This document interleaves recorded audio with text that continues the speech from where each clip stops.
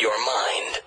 I can almost guarantee you that the mainstream media, no one is going to cover this story, but this is so freaking sick, okay?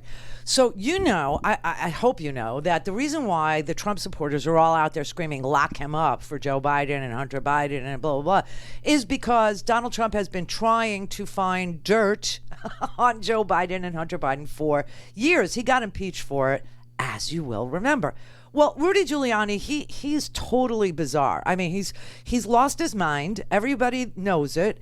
And he has decided that he was going to go to dirty politicians who had gone to KGB school, seriously, literally, in Russia, and then became legislators in Ukraine. And he was going to get those people to produce dirt on Hunter Biden. He was unable to do so. He was unable to do it.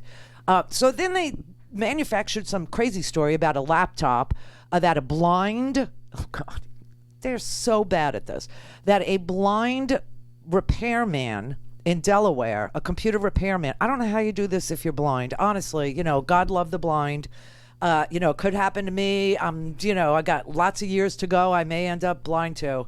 But the truth is, you won't be able to repair a computer if you go blind because there's no Braille computer code.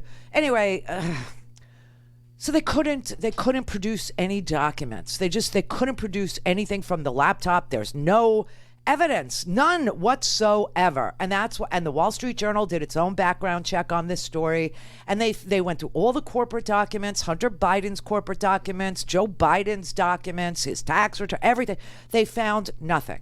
The Durham report, which was supposed to be the October surprise, this was a U.S. attorney in Connecticut, Mr. Durham, who was going to have something explosive about Obama spying on Trump and the dirty nature of the Bidens and their law breaking. They're all corrupt criminals. Nothing, produced nothing. They had so many U.S. attorneys working on this. They all quit. The one in Utah, they had one in Utah. Anyway, all these U.S. attorneys quit.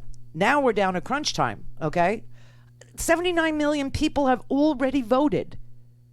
If there was a window for an October surprise, they kind of missed it. But okay, they now have to explain to their viewers who they have hyped up about this dirt, which doesn't exist, that they have it and they're going to produce it any minute. Finally, they have to explain to their audience why they've come up with nothing.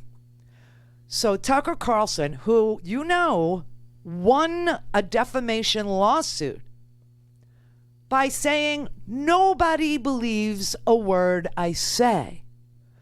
And the judge in that case agreed that no reasonable person, they always use the reasonable man standard, right?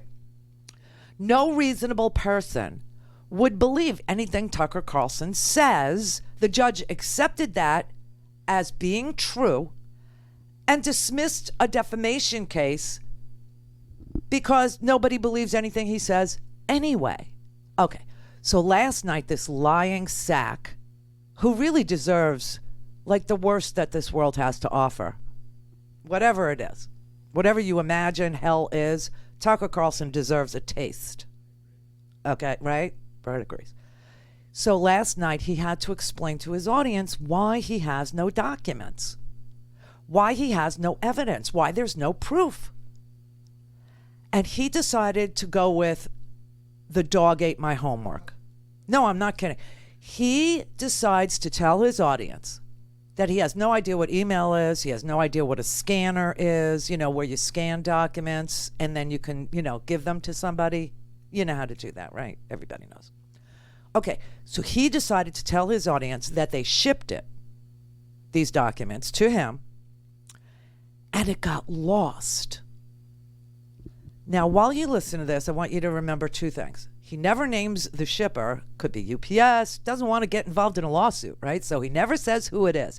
He doesn't say if he sent it, Federal Express, if he sent it DHL, if he sent it, UPS, the mail. He won't say because that would be a lawsuit.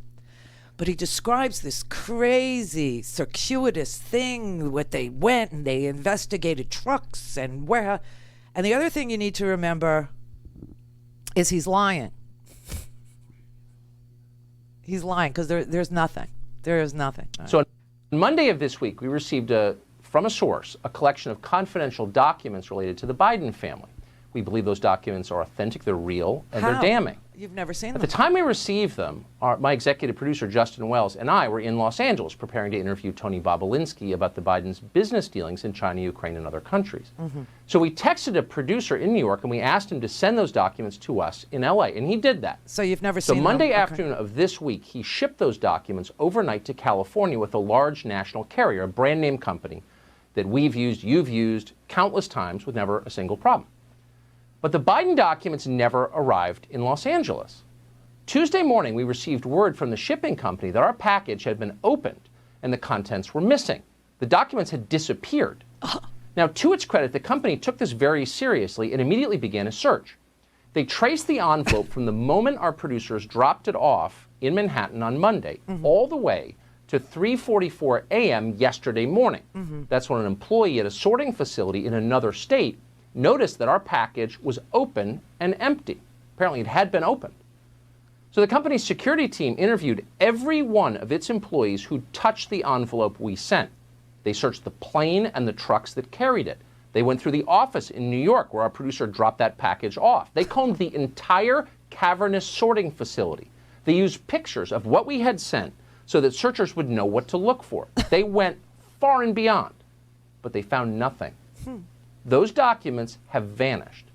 As of tonight, the company has no idea and no working theory even about what happened to this trove of materials, documents that are directly relevant to the presidential campaign just 6 days from now.